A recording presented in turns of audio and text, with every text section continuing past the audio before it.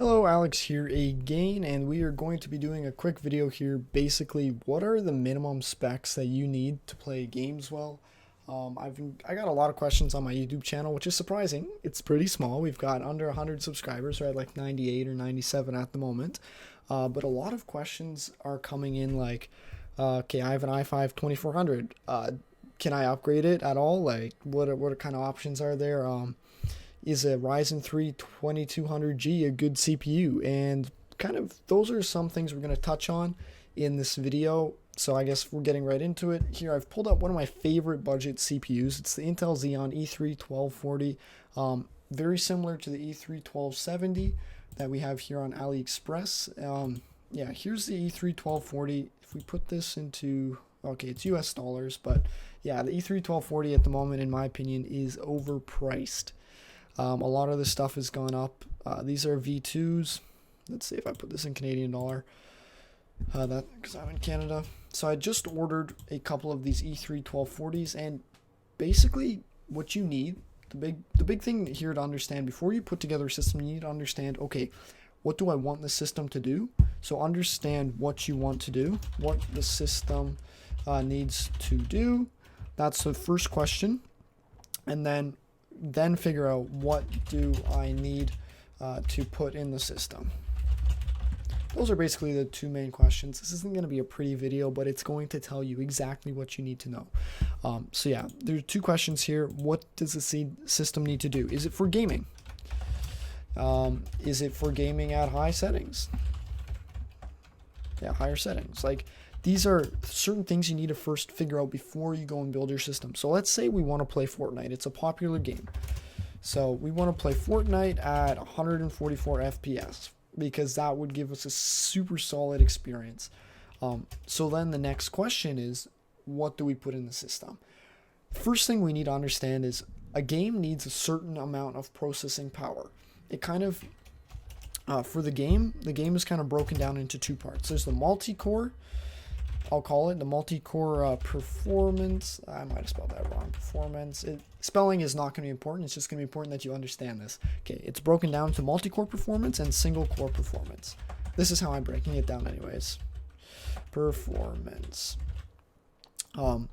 Basically, a game, let's say Fortnite, needs, in order to run at 144 frames per second, it needs this imaginary multi-core score of 600.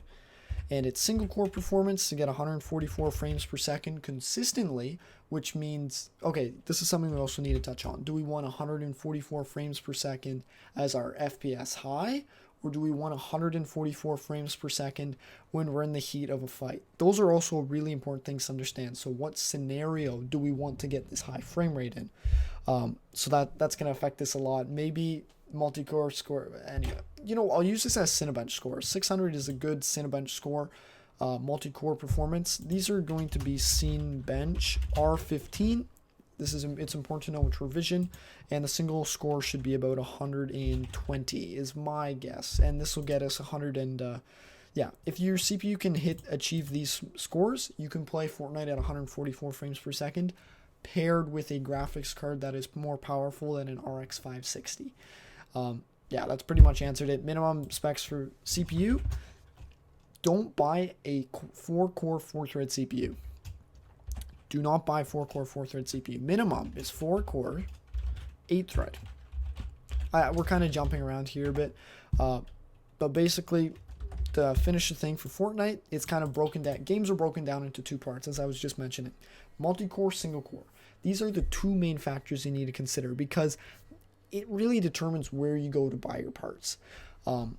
Okay, so for the CPU, this will tie in really nicely. So our minimum CPU we want to have is a 4-core 8-thread CPU. That's the minimum I'd recommend. Do not get a 4-core 4-thread CPU. You will have stutter and you will not get high frame rate in like Fortnite or more modern games because they're going to be more CPU demanding. Because a 4-core 4-thread CPU like an i5 2400 and i5 4690, they're all going to score under 600 in Cinebench R15. And I hope you can see this, it's small, but yeah. This is the most important part you need a CPU that can score over 600 in multi-core performance in Cinebench R15 ideally as your base. And then for single core performance, get at least a second generation i7, which will hit 120 in single core performance in Cinebench R15 or higher. So let's say, basically, if you want to know single core performance scores, I recommend just go to Google. Do this. Super easy. YouTube generally has a lot of good videos on Cinebench R15. Just gonna move the mic a bit. Okay, let's see. i7. No, let's not do i7. Let's do yeah, we have to do i7 2600 Cinebench R15. And then we're looking for stock performance. Let's turn the volume off and we skip ahead a little bit. Yeah, this is, see, I'm right on the money here. 600 points, i7 2600. The E3 1240 is the exact same CPU. Okay, it's what is that, 10 megahertz slower. Okay, I got you there, but pretty much the same CPU. Hits right on the money. It gives us 600 multi-core performance, and then single core performance should show up once we skip ahead a bunch. Okay, he just ran multi-core again, and he's running multi-core again, so it doesn't give a single core. So, but I'm not even gonna bother looking for the single core. It should say somewhere here. Yeah, single core, we can kind of do the math, 600 plus hyper-threading, so we're looking at about 120 single core performance. Like, I know these numbers because I've done a lot of research. So yeah, going back here, base CPU, you're going to want 4 cores, 8 threads, E3 1240 or i7 2600 performance or higher is recommended. For RAM, quickly touch on this. Do not get 8 gigabytes of RAM. Everyone's like, oh, 8 gig's better than 4 gig, right? Yeah, but 8 gig is not going to cut it anymore. I've been testing Fortnite, trying to record. Like, you can play Fortnite and just get by, but you cannot have Chrome tabs open. You cannot have OBS open. You cannot have anything else open if you only have 8 gigabytes of RAM. For RAM, you want 12 gigabytes or 16 gigabytes ideally. I can't spell, so I'm just taking that off, but for RAM, you need 12 or 16 gigabytes. If you go with like an X79 platform and registered memory is cheap, which we can show you right here, then you can get 32 gig, because 32 gig honestly is not, it's perfect to get. So 8 gigabytes DDR3 registered. Let's not get tangent in here, but yeah, you can go here, server memory. This is for server grade equipment, like the X79 platform can support this. And yeah, you can grab 4 pieces. Jesus, that's expensive. Why is that so expensive? Oh, those were 16 gig kits. Yeah, 70 bucks Canadian. You got 32 gigabytes of RAM. That's like 50 bucks US or less. But yeah, anyways, for RAM, you want 16 gigabytes ideally. All right, so then for your GPU, get something that's like an RX 570 ideally. This RX 570 paired with an i7 2600 will give you a really solid 1080p gaming experience. You'll get easily above 60 frames per second in AAA titles. And then as well, your single core performance is good enough that you'll be able to hit 120 and 144 frames per second, if not higher. So those meet the criteria. Now, we'll go a little bit more technical here. Other CPU options. All of this is going to tie back to what do we want the system to perform as, and I'll explain in a second. So for Fortnite, this is the CPU performance that we need to get 144 frames per second paired with like an RX 570 or something like that. I believe a 1050 Ti is bare minimum. It'll be like 120, 140 frames per second. So yeah, you need something better than a 1050 Ti. 1050 Ti is great in Fortnite, but anyways, we're tangenting here. Yeah, now we're going to look at what if we want to play Fortnite at 100 FPS. Now that we're lowering the frame rate, this will be, okay, let me rephrase this. So if we want to hit 100 frames per second in Fortnite, the FPS, how high your FPS is going to be limited by your FPS. Okay, let's write this. How high? All right, FPS is limited by single core performance base as, and then of course in brackets we write as long as the CPU is not at 100%. which basically means if your CPU's at 100%, running at 5 gigahertz is not going to make a difference. Your CPU bottlenecked in terms of an overall multi-core capability. So yeah, FPS is limited by single core performance as long as the CPU is not at 100%. Basically what this means is like if you've got a CPU that's got like a single core performance of 300, but the multi-core performance is like 300 as well. Let's say it's just a one core CPU. Because it's running at 100%, you're still going to run into stutter, you're still going to have issues. So that's where, this is also important, that's where a lot of people consider the like a 4th generation i5 a good option for a budget build, and I totally disagree. Like, I've used it, it's playable, but it's kind of the same deal.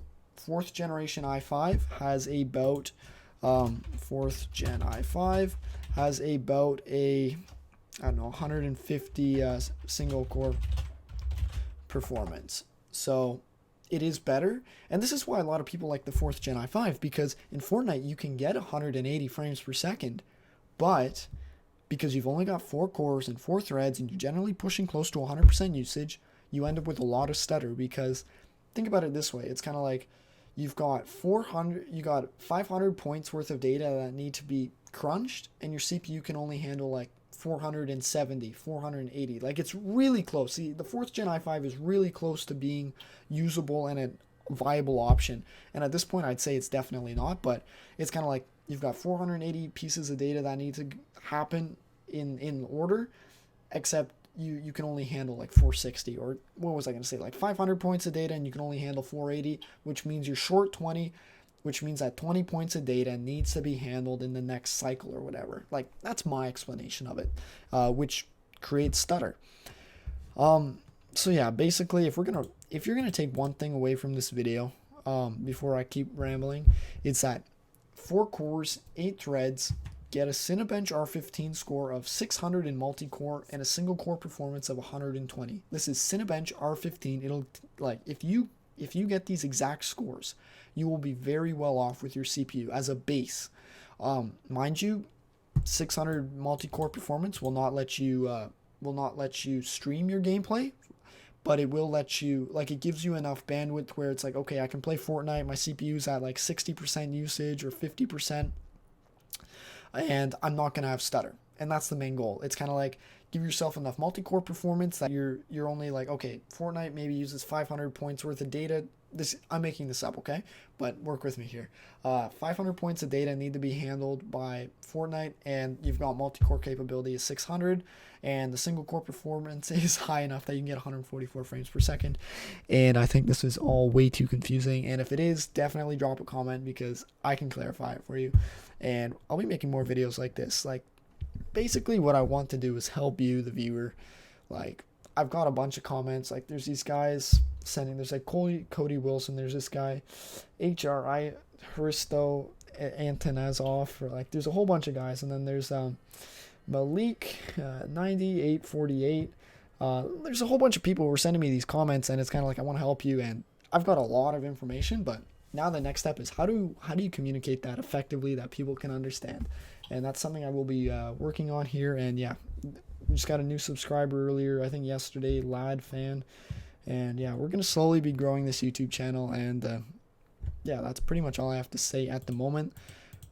Like, my challenge now, okay, the video is pretty much over, but now I'm just going to talk for myself. And my challenge with trying to make these videos is kind of like, I want to tell you exactly what to get. But it's kind of like, how do you take knowledge and how do you turn it into English so that someone can understand it? Because it's like, something I want to talk about as well is, you'll see on my YouTube channel, I do a lot of videos like with this CPU called the X5675 or X5670. They're very similar CPUs. And it's kind of like, how, like, quick story. So I was picking up these Dell T3500 workstations. They had dual core processors. They were garbage. And this guy's like, well, how much are you selling them for? And I'm selling them for about, once they're loaded with the 6-core processor with 12 or 24 gig of RAM, a 480 gig SSD, a 1 terabyte hard drive, an RX 580 video card, or 570 video card. Like, I'm speccing them up and I'm selling them for about $500 or 550 Canadian. So it's kind of like, the guy's like, well, how are you getting $550 for a system that's like almost 10 years old now? And his thought is kind of like, oh, there's only dual core processors in these systems, so they must be garbage. And it's kind of like, my point is that just because the processor is from 2011, I think it released in 2010 or something, but just because it's from 2011 and just because the platform's from 2011 doesn't mean it can't perform. And this all goes back to the two most important questions you'll ever like have to think about is, what do you want the system to do for performance? And then like figure out what hardware you need. Because the X5675, if you want the Cinebench scores here, X5675 scores about 92 points in single core and about, 750 in multi-core. Multi-core. So it's kind of like, it's still good CPU. It's actually really good if you think about it strategically in what you want to do. 92 single core performance will get you 100 FPS average, and it's a smooth average on Fortnite. And with the 750 score, like a 750 multi-core score, you can play games like Battlefield. You can play games like PUBG, all at max settings. Hold 60 frames, hold 80 frames per second smooth at the highest settings, because now you're putting stress on the GPU, and still have a phenomenal gaming experience. And this is kind of my whole focus, and kind of this way of thinking is kind of like, okay, figure out what you want to do, then find the hardware to do that. It's simple concept plus research equals results. That's pretty much it. But anyways, I'm going to end it there. That was kind of rambly, and yeah, you're just kind of getting an inside look at what I'm thinking. And if this is interesting, let me know, because I really need to know.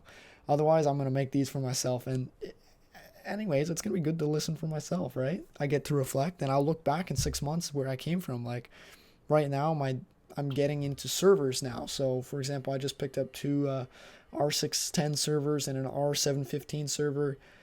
Those are Dell servers, and they support, well, the R610s support these X5675s. I put them in. They're really great. The servers I made a little video actually on that. I picked up both of the servers, but yeah, it's kind of like where I'm at right now.